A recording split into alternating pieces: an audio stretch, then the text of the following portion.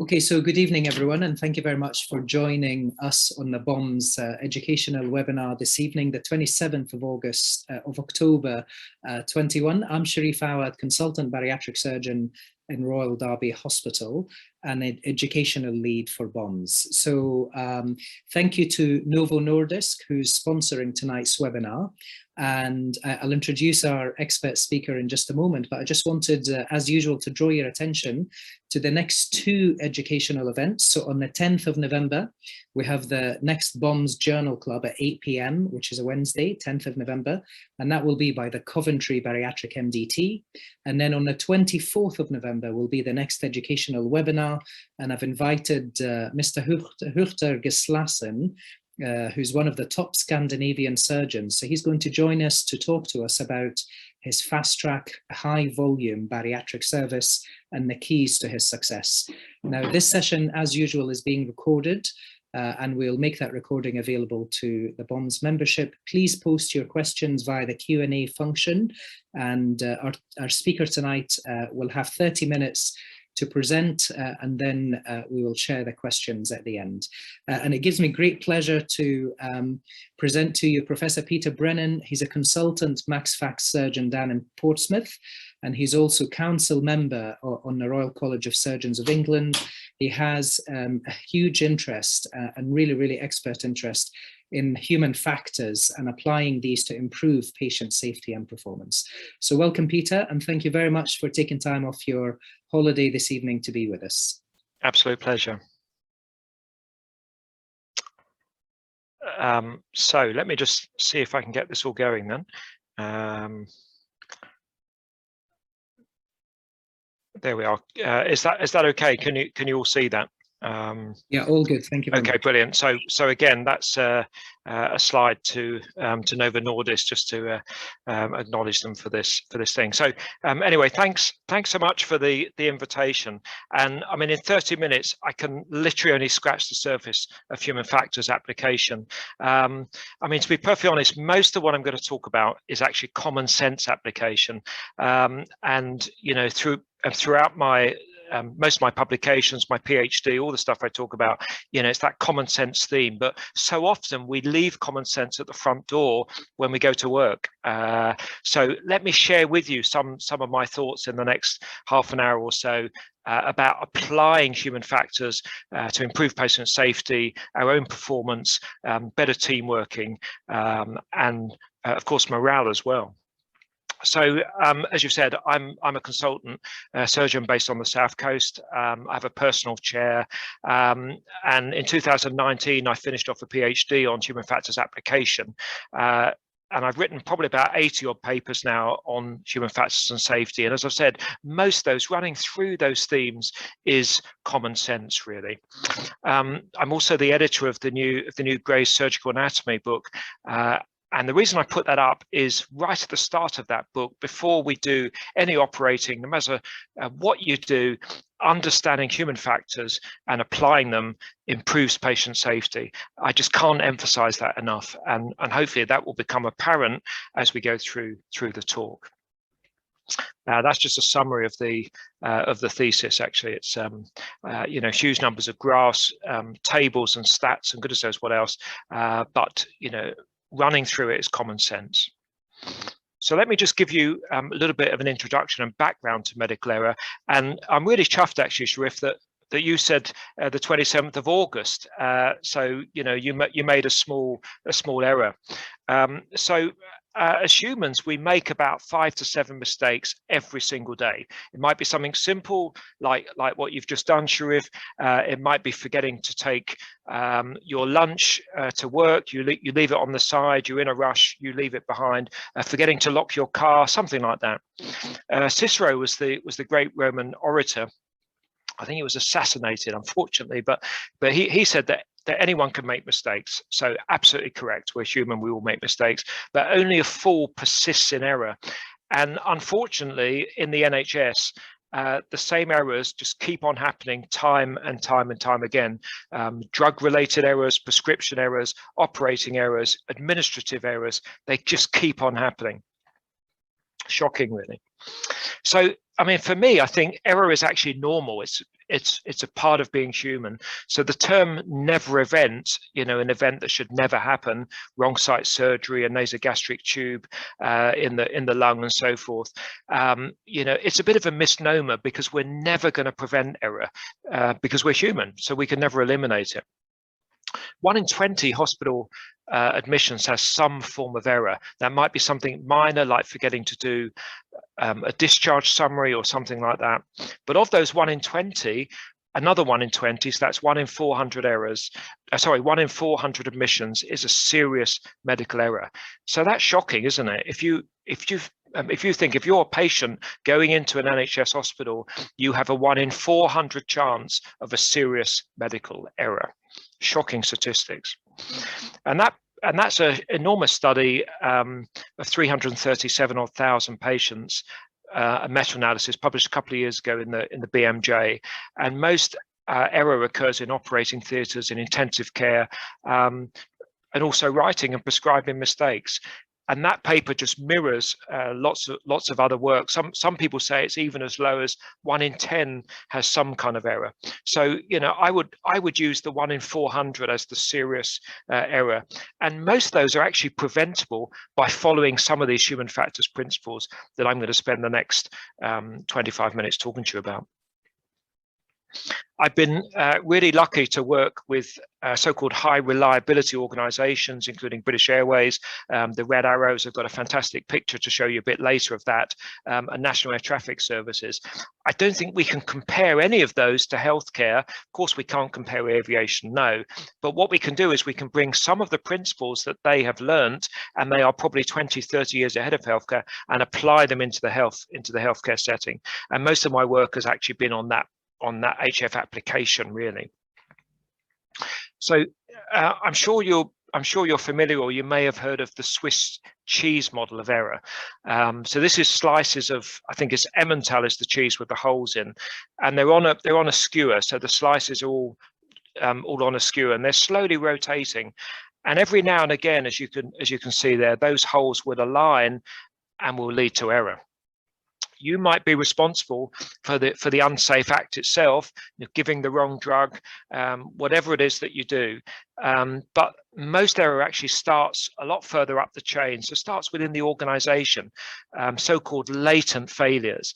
And that would include things like a heavily overbooked outpatient clinic, an extra patient added onto your operating list if you're a surgeon, rushing to get it done, a bit of pressure from peers. Suddenly then you make the mistake, but the actual error has started a long way upstream.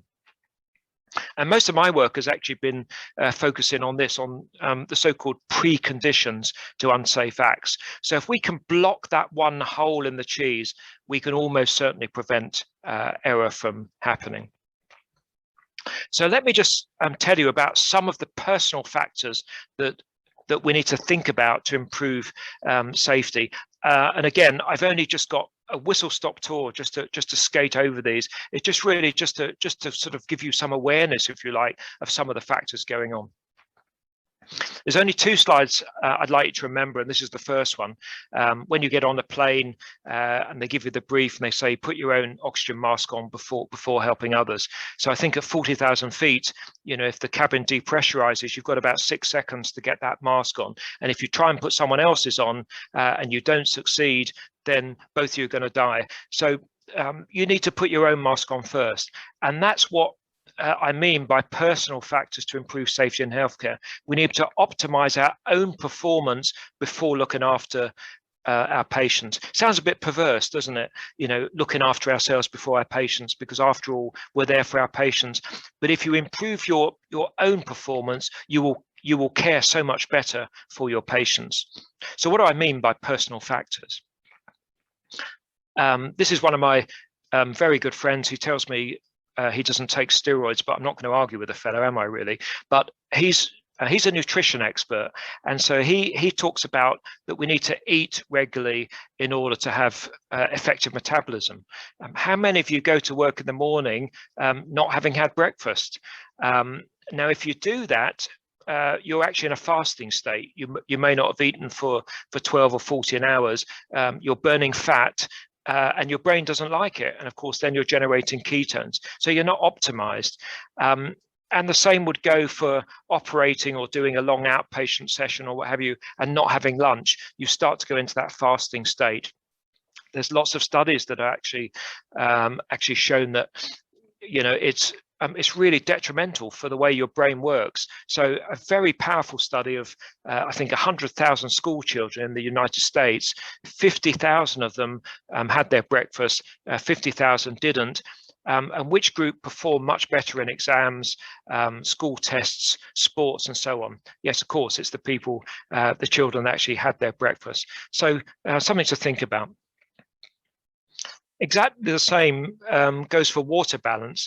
So we're supposed to drink 1 to 2 liters of water every single day. How many of you go home at the end of the day with a headache?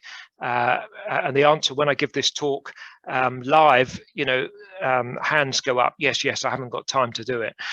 If you don't have enough water, and you lose water during the day due to perspiration, due to wearing PP and so on. So if you lose 1 to 2 kilograms of weight due to water loss, your cognitive function falls by just over 20%. It's about 21, 22%. Now that happens really, really slowly, so you don't even know it's happening, but your analysis, your decision-making functions are slowly deteriorating, and that's because you're not drinking enough. A lovely study published many years ago in the BMJ, looking at urine concentration of ICU doctors, and they compared those to that of their patients, and amazingly, or actually not amazingly, scarily, the junior doctors' urine was more concentrated than their patients. Why? Because they weren't looking after themselves. And as I said, their brain function is slowly deteriorating.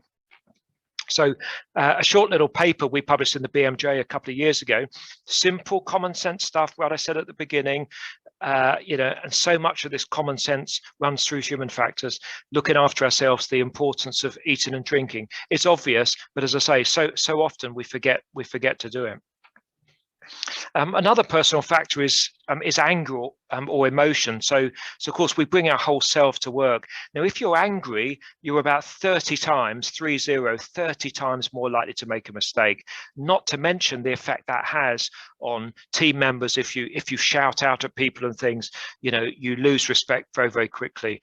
So, you know, anger is a really important cause of error, and just worth bearing that in mind. And there's so-called anger iceberg. So you've actually got no idea when you're looking at someone what's going on, you know, behind the scenes, so to speak, you know, how they're feeling. You've actually got no idea until they suddenly lash out at you.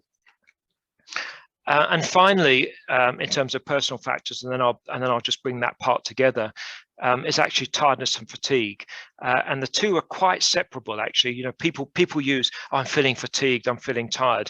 The definition for two is actually different, and for me, tiredness is a state that can only be corrected by sleep, very much like hunger can only be corrected by eating something.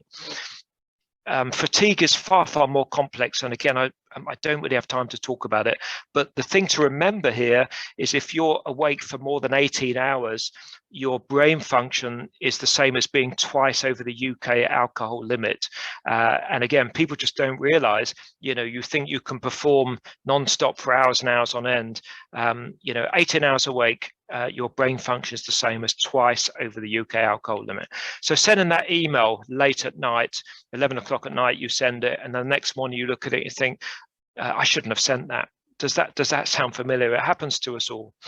So I would say to you, how long do you think is long enough to operate or to do a clinic or to do your administrative work or whatever it is? And we would actually say probably 3 to 4 hours maximum would be the safe limit before you need to stop and take a 5 or 10 minute rest or a break. You wouldn't drive from London to Newcastle non-stop, or at least I hope you wouldn't. You know, you would stop after 3 hours, get out, stretch your legs, have a comfort break, have something to drink, and yet we can operate for 7 hours non-stop, and we think it's okay to do that. You look at the physiology, you look at the published studies, we've published on this ourselves. You cannot do it; it's just not safe.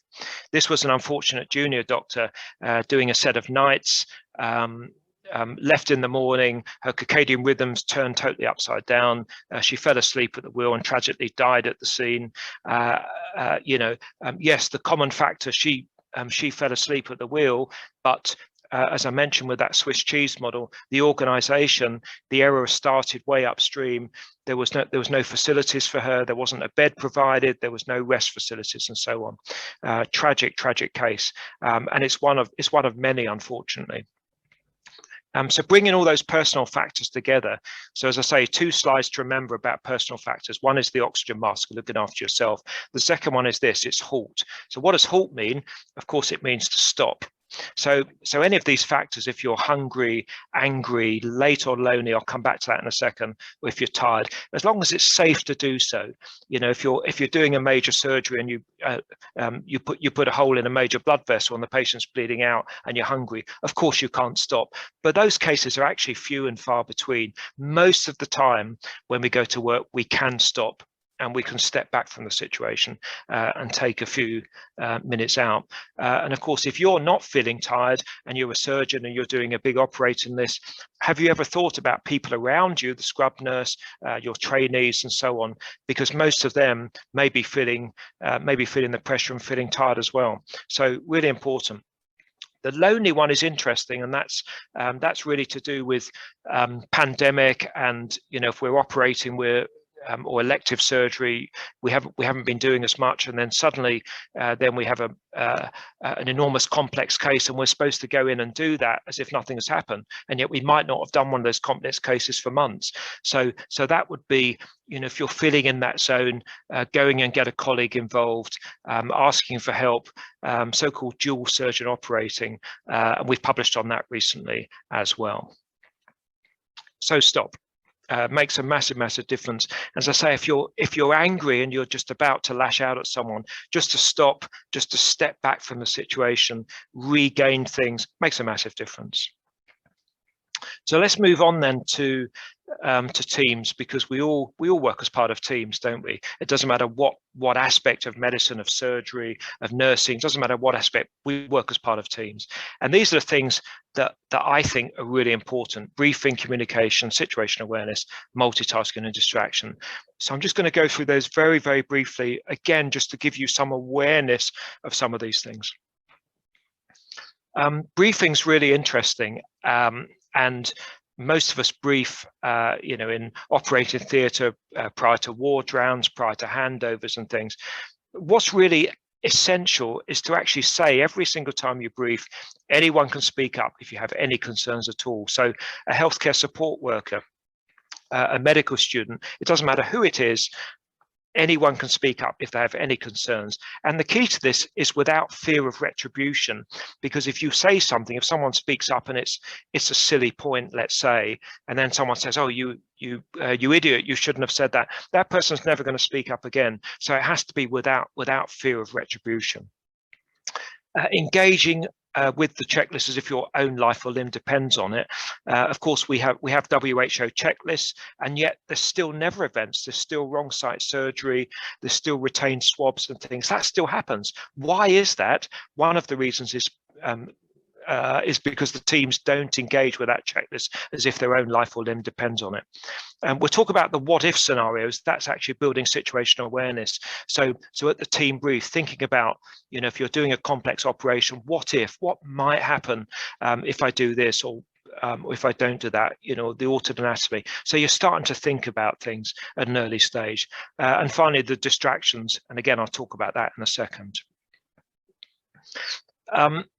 We talk about communication, and people say that verbal and non-verbal, and 90% of communication is non-verbal. Now, I dispute that, because when you pick up a phone and you speak to someone, it's 100% verbal, isn't it? It's but the way you talk to the team is really important. And the way your body language is, if your effect is like this, if you're looking angry, if you have your arms folded, that's the wrong body language. And your tone of voice, it needs to be soft, it needs to be warm, it needs to be engaging, that sort of thing. Sometimes there will be times when you just have to give an order or an instruction, please do this, please do that, what have you. But most of the time, it needs to be open and two-way. And of course, bear in mind, during the pandemic, we've been wearing PPE and things. And so again, we've published about communication, effective communication in the pandemic.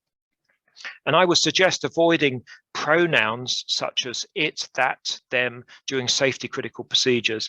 So, pass me it. So the scrub nurse thinks that it's that instrument or the other one, but actually it might not be. So actually name the instrument or name what you want, name the drug, pass me this, or I'm going to give that particular drug, and then that minimizes error. There's been numerous mistakes that have happened through use of pronouns. And then just what you say, and you think, then you say it, the receiver might not necessarily either hear it because of the PPE or understand it. So again, a useful thing is actually repeat back. And I wouldn't recommend saying repeat back word for word what I've said. I don't think that works. But you want some sort of feedback that the receiver's actually understood what you've said or heard and understood. Again, a paper published on that if you're interested. Most of these papers are available open access, so free to download. So let's look at situational awareness. So again, Sharif, in the time, literally I can only scratch the surface on this. This is an hour to talk about SA in itself and how to build it, how it goes wrong and things, but I just want to give you a flavor more than anything else. And situational awareness, basically a dynamic process. It's what's happened. How's your day been? How are you feeling now? So you might be feeling tired. You might be thinking, why on earth am I attending this webinar? What's going to happen in the future? You want to watch Shetland at 9 o'clock. You'd like your dinner, a glass of wine. You want to see your children. All those things come into play. So it's a dynamic type of process. And you can lose situational awareness both as an individual and whole teams, believe it or not, whole teams can lose situational awareness as well with potentially disastrous consequences. This is this amazing photograph taken live by one of the Red Arrows who I've done some work with. This is at 400 knots. So, these guys have the most incredible situational awareness. I mean, you could look at this picture and say, well, hang on a minute, he's flying at 400 knots, 420 miles an hour or so, and he's using a mobile phone. So he shouldn't really be doing it. And that's absolutely correct. And in fact, the Red Arrows have now been banned from taking selfies. This was taken a couple of years ago. But, these guys really understand what's going on around them, what's happening, effective communication, and so on. One tiny mistake, as you can see there, if he makes a move and hits one of those other planes, will be absolutely disastrous, wouldn't it? So this is what I've learned from the Arrows. So if you've got no situational awareness, so you're a medical student coming into a complex bariatric surgery operation, let's say, you're totally oblivious. You've got no idea about the complexities of that operation. Then as you start to notice what's going on, Mr. Awad may be telling you about the port holes and about what he's doing. So you start to notice, you start to become aware of what's happening. And the best situational awareness is actively thinking ahead. So an example for all of us is when we drive and we're sitting on a motorway, actively thinking ahead and thinking, look, there's an articulated lorry. He's probably going to come out in a minute. He's going to overtake the van ahead of him. So I'm going to move into the third lane to give him a bit of room. That's actually thinking ahead. That's really good situational awareness when you're driving. Obvious, really, but so many of the times we just sit there and we're just driving and we don't really think ahead. And then, so if you're actively thinking ahead, you will avoid error completely because you're thinking about those what-if scenarios. If you understand, error is much more likely, but you you are able to trap the error. So an error's happened, you can prevent it propagating. But if you're oblivious, all you can do is mitigate consequences, really, and errors actually propagate and develop even more. So a whistle-stop tour of situational awareness, and one of the best examples for me is actually tunnel vision. So actually getting down a dark hole, losing track of time is another example of tunnel vision. You know, all of those things come into play, and very easy to lose one's situational awareness. And so that's, as I say, that's classic tunnel vision. So for me, the best thing to do is to get the team to be looking out for you. So everyone's looking out for each other. They're feeding information in.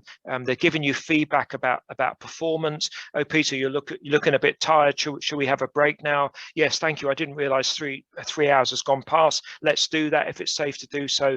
You know, I've got people looking out for us all the time, and I'm looking out for them as well. Great situational awareness. This is just about to be published in the Annals of the Royal College of Surgeons. Again, applies mainly to surgery, but actually could apply to anything at all. When something doesn't quite seem right, the best thing to do, as I mentioned before, just to stop, to step back, you know, to get more information coming in to work out what's happening. So we've actually called this PPP. So it's about the patient, the procedure that you're doing, and the people or the team around you. And of course, some of those may vary. So you might want to think about the procedure first, or the patient, or even the people first, about the team, getting feedback from the team to regain that SA. Simple stuff, really, it really is. So multitasking, all of us multitask. The brain was never designed to multitask. You know, you think you can drive and speak to someone on the phone at the same, but actually you can't. You know, and again, if we're operating, for example, and we're interrupted, or we're, you know, the telephone rings and things, we're actually multitasking. We're much more likely to make a mistake. So this was recently published in Open Heart, so one of the leading cardiology journals, looking at distraction in the cardiac catheter lab. 194 procedures that were analysed, and we used a fairly complex NASA task analysis model. Actually, it's freely available, but in over half of those 194 procedures, there was a distraction, and in 10%, so in about 20 patients, it was a severe distraction that had the cardiologist not been told to stop, they could have caused a major issue. Really scary stuff. And most of the distractions were related to phone, related to bleeps going off, related to radios, irrelevant discussions, and so on. And, you know, communication difficulties.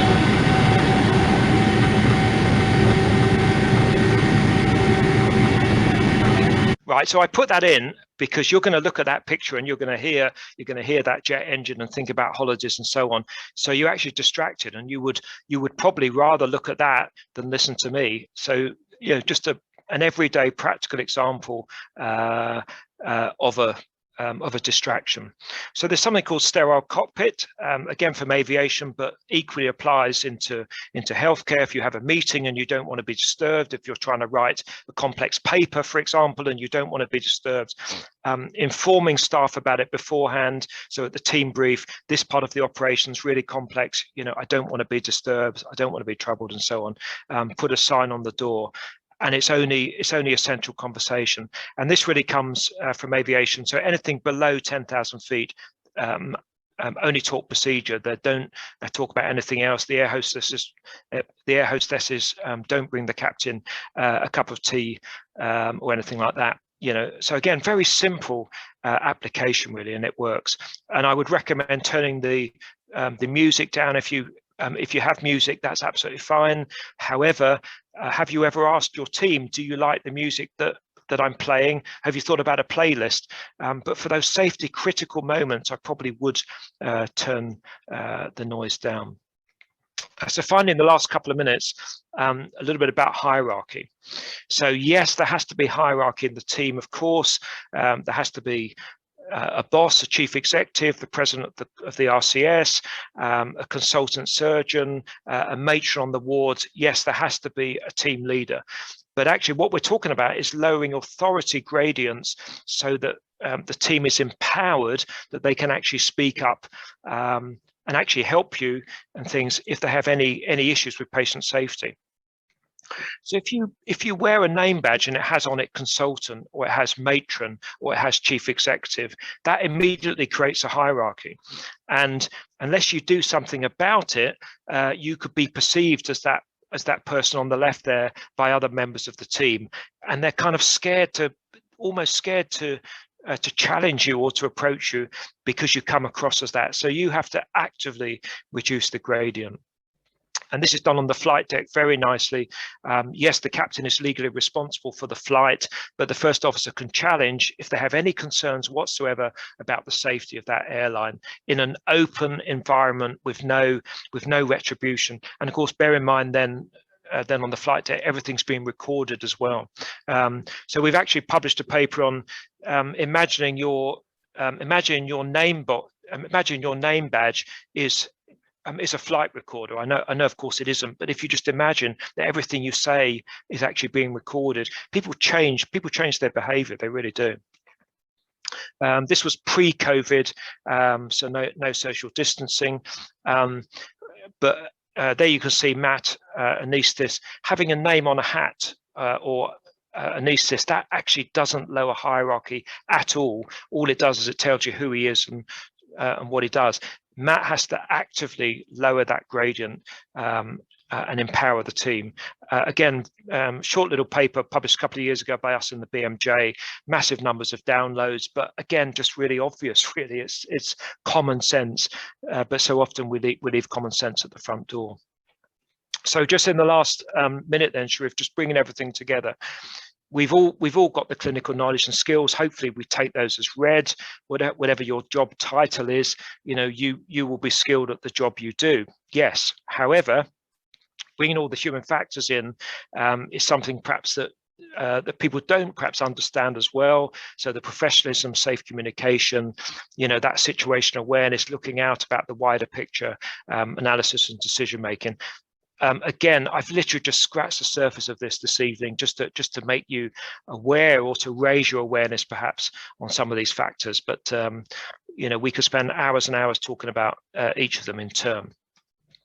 My claim to fame, I've always wanted a paper in the Christmas BMJ, and actually we managed to get this one last year, and it went absolutely viral. Actually, it was just it's a really amusing article talking about Santa and how he checks list twice from the song, as you know, Santa Claus is coming to town, and then he avoids sort of wrong site stocking delivery and so on. So really amusing article, but going through that is all the themes I've talked about this evening. So that's available if you're interested, obviously coming up to Christmas.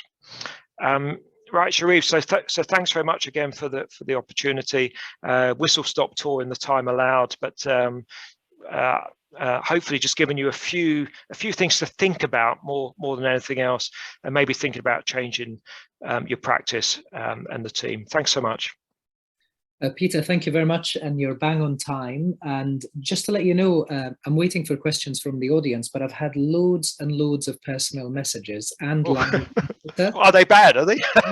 Not at all, but just acknowledging what a fantastic topic, and actually it is so relevant, and I've made some notes for my own practice as somebody who leads a theatre and leads a team.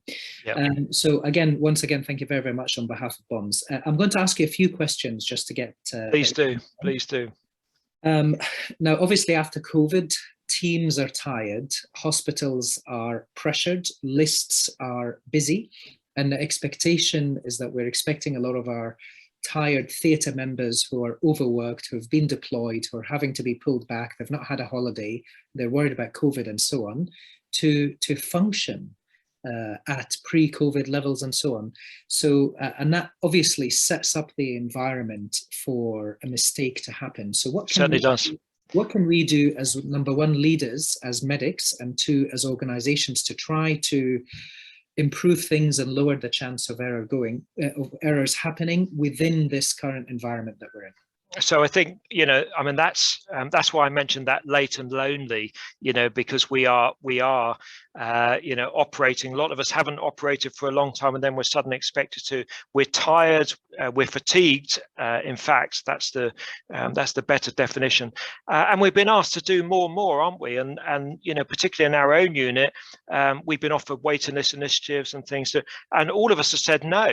And the reason for that is because we don't want to work on a Saturday when we're fatigued, when we've had enough, because the risk of error is so much higher.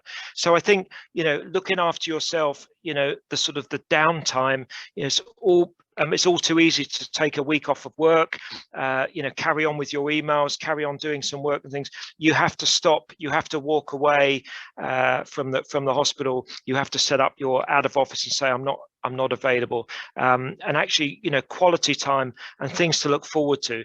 That goes some way to addressing the fatigue. I think in terms of team working, all of us are in this together, aren't we, really? And working as part of a team, and of course it might not be the same team members every time, but actually the way we deal with team members, the way we empower everyone, the way we value everyone equally, that is just so important. Gone are the days where the consultant is up on a pedestal and revered. Those days have gone. There's still people out there like that, and when you ask team members, they're not actually respected. And so I think bringing everyone together is just really important, and we're in it together. And actually taking time and actually going to managers, and we have done this. We've gone to managers and said, we need more time for this particular operation or for this list, or I'm taking a patient off of the list because I don't feel safe. And that's a very powerful thing. If you don't feel safe, you can actually say those words, I do not feel safe. No one knows how you feel.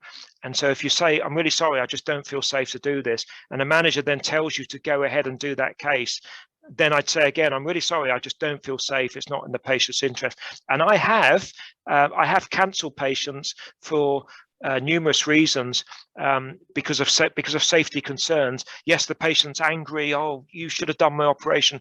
But far better to have a patient that you've cancelled, you can bring back in a week or so when there's a bit more time and things. So yeah, really important. Really good. We've had a question come through. So how did you compare? I'm just going to read out the question verbatim. Yeah, please go on. So how did you compare situation? How do you compare the situation now with 1 in 400 serious error, and 20 to 30 years ago, when I think the complex working environment wasn't to the degree that it is now? So why are we making more errors than previously? Well, I reckon probably the errors are probably the same, if I'm honest with you. Reporting is obviously going up, and that's why a lot of these errors are being captured.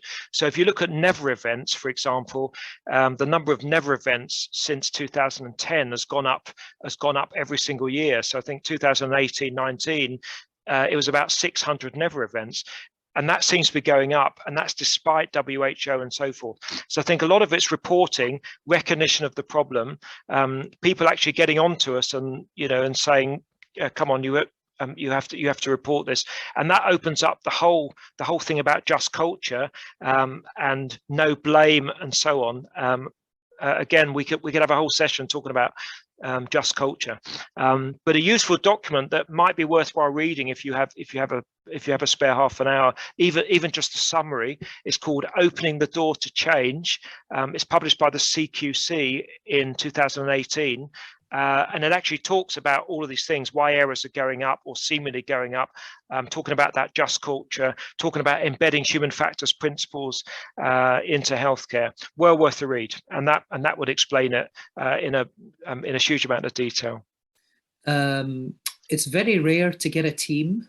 Okay, and I always stress to our managers the importance of having a regular team who know how you work, how they work, they know how your list runs, and they know how you do your procedures. And it's one of the key things within my specialty, bariatric surgery, for example, that can completely and totally transform your practice and make everything safer and make life safer. Yeah. But we no longer have regular teams, and the preference now is to have a body of individuals that can do everything and not necessarily be super good at one thing. Yep. Does the change in a team increase errors or the potential for errors? Yeah, I think it does. However, now if you look at aviation, most of the pilots that I work with, I work with 777 with 380 captains, and they never see the same first officer twice. So however, when they get on the flight deck, they come together as a team, and they may not have met the cabin manager and so on, but they follow these checklists and these HF principles, and therefore everything comes together. So the power of the briefing, absolutely critical. You haven't done this procedure before, let me take you through this is what we're going to be doing. If you're not sure about it, as the scrub nurse, for example, please just speak up, just don't try and do it. There's been all sorts of examples published on CORES, the confidential reporting of error in surgery, with changed in scrub teams with chlorhexidine being injected intravenously when it should be saline, and it's like crazy things. And that one of the reasons for that is because the team doesn't feel able to actually speak up and things. So the power of that briefing, Chef, is absolutely critical. Bringing people on, going through the checklist. Are you happy to do this? Please speak up if you're not. Let me help you, and so on. And in fact, only a couple of weekends ago, I was on call. A new registrar, happy to do a fractured mandible with a team he'd never worked before, got into difficulties. I ended up going over a team I'd never worked with before. So what did I do? And they're saying, oh, come on, you're late. What's the first thing that I did? Stop. Right, let's just de-scrub. Let's talk through what we're going to be doing. Suddenly, everyone then gelled together. Bang, procedure was done in half an hour. And so, the power of stopping, stepping back, getting that information. It just runs through everything we talk about. Yeah. We've had a couple of questions come through that are similar in theme. One about how do you go about reducing authority gradients in theatre? And another similar question, which is asking about how a junior member of the team, when they spot a mistake that the boss is doing, how can they approach that, and how to sort of raise alarm without being thrown out of theatre. Yeah. So well worth reading that very short BMJ article that we wrote about lowering authority gradients, and that's available.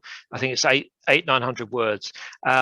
But when and this all starts, if you think about Swiss cheese, whenever you work with someone that you've never met before, it's how you actually behave with that individual from day one, isn't it? So I always say to my trainees, look, you can call me Peter, you can call me Professor Brennan, you can call me an obnoxious name. I don't care what you call me, whenever you feel comfortable, and I'm passing it to them, whatever you feel comfortable calling me. And at any point that you have any concerns, you need to stop me, and I'm going to listen to you, and I'm going to value what you've got to say, because you are an equal and valued member of the team. And that's really important, to make it clear that your scrub nurse, your secretary, the cleaners, everyone is valued. So last Christmas, my cleaner, or the cleaner that cleans our offices, I brought her a bottle of wine, and she said, oh, what's that for? It's like, you're a really valued member of the team, you look after our offices and things. And she almost fell off her chair. She's, I've never had this before. And then now all the cleaners in the hospital are coming to our offices, but they are really valued members. And actually, telling people, saying thank you, saying how much you value them, that goes a long way. It's the old adage, actions speak louder than words, so yes, you can say it, but how you behave, it just makes a massive difference. But please read that BMJ article. It's really simple stuff. Look forward to it. And I think that hopefully the tide of the personalities of surgeons that are coming through is changing. And hopefully we are becoming much more human and much more down to earth, able to accept criticism, and able to also accept feedback from all grades that are around us. Absolutely. Absolutely. That's something to look forward to. We've just finished an online human factors course for the Royal College of Surgeons of England. It's just being tidied up. That will be available sometime probably early next year, because there's going to be a couple of videos in there as well that we haven't recorded yet, and that will be available to anyone to go away and read free of charge. That will help. So when you've developed that, share it with me, and we'll be happy definitely to link it to our membership. And definitely anything that will go towards helping others perform better and improve safety, we're all over that. But this needs, if I can just come back to you, this, in order to embed all of this, you need a bottom-up culture, which is us as deliverers of healthcare, consultants, trainees, and what have you. And then you need the senior people. So you need the regulator, GMC, you need the Royal College of Surgeons, you need your chief executive and medical directors to actually be pushing down from the top. And you meet somewhere in the middle. And that is the way to do this. So I think the college, the College of Surgeons has realized, the importance of this sort of stuff, and the college is changing, as you well know. The GMC, I've been invited to talk to the senior execs at the GMC about human factors, and if someone makes a mistake and ends up at the GMC, more than likely, unless it's a behavioral type of issue or they're sexually inappropriate or what have you, most of the time it is multifactorial. Just as with the Baragaba case, and unfortunately a lot of damage done as a result of that. But so the top down is actually changing as well, and what we've got to do is do the pushing up, and we will meet somewhere in the middle. It's coming. Change is coming. I've had another question through, which I think is quite relevant and important. So when you have non-clinical teams that are booking lists and overbooking lists to meet whatever pressures, how can the team on the ground that are delivering sort of raise alarm? Not raise alarm as such, but how can they take action to make the booking people understand the pressures of turning a list around and staff having a break and not having overbooked lists? What should people on the ground do? And that happens to us. And so again, with the good SA situation, thinking ahead, so actually looking at your list a week or 2 weeks in advance and looking, hang on, this is overbooked. Actually going to speak to the bookers and saying, look, actually I'm sorry, this is actually not appropriate, this is going to take too long, or what have you. And then if they're not prepared to, and that may be because of pressure from their managers, then you need to go to the manager and you need to escalate. And we do that, and now we have a fantastic team that books the list, and sometimes they do still make a mistake, and go in there and never shout, say, look, I'm really sorry, this is over, but I'm going to have to take this off, please let the patient know, but actually give them some sort of positive learning outcome from it, rather than a negative outcome, because if they go away negative, then they're going to start resenting, and antibodies will build. But it's that thinking ahead, isn't it, really? It's actually not turning up on the day and suddenly realizing you've got 10 patients and you should only really have 3. Peter, it's been an absolutely fantastic talk, and I thank you. 45 minutes is not enough for this topic, and I think just judging by the back and forth conversations we've had and questions, let me just summarize the key points that I've taken from your talk tonight. 20% fall in cognitive function if you don't drink enough. Miss breakfast, you're in a fasting state, so you don't function. Correct. You're angry 30 times more likely to make Correct. 18 hours awake is the same as you being twice over the alcohol limit in the UK. Correct. And the top thing that I took from you, which I will implement in my next operating list, is actually asking the team to look out for me. And it's so simple. It's so simple. Tell me when you think I need a break, when you think I'm tired, or when you think I'm underperforming. Yeah. And I think what more, it's so easy to do. You will suddenly have all of the team, everyone in the whole hospital will want to come and work with you, because suddenly you've empowered that team, and they feel that they can say, oh shit, right, here we go, look, you're looking a bit tired, you've been going for 3 hours, I'm feeling tired, why don't we take a break? Can we take a break? And then you'll actually catch that time up. If you de-scrub, if it's safe to do so, you walk away 15 minutes, cup of tea, coffee, what have you, something to eat, you'll actually catch that time up, because of your performance has slowly been deteriorating. And the morale for the team is is immense. It really is. I just can't begin to tell you. You know, we've published on that as well. Fantastic. Yeah. Well, listen, it's been an absolute pleasure, and really thank you ever so much. And to colleagues who couldn't watch live, we will make the video of this available, because I really believe that we've got to push this and try to improve the tough situations that we're all facing at work at the moment. No, thanks. And I think really, you know, this time on a Wednesday evening, you know, human factors, we need to walk away, we need to watch a bit of TV, do whatever we need to do. So thanks to everyone who's dialed in this evening. It's you know, just amazing. Really fantastic to see you all. So Peter, thank you very much, and attendees and colleagues, thank you for attending tonight, and we'll see you in a couple of weeks' time for the Journal Club. Good night, everybody. All the best. Thank you, Peter. No, that's brilliant.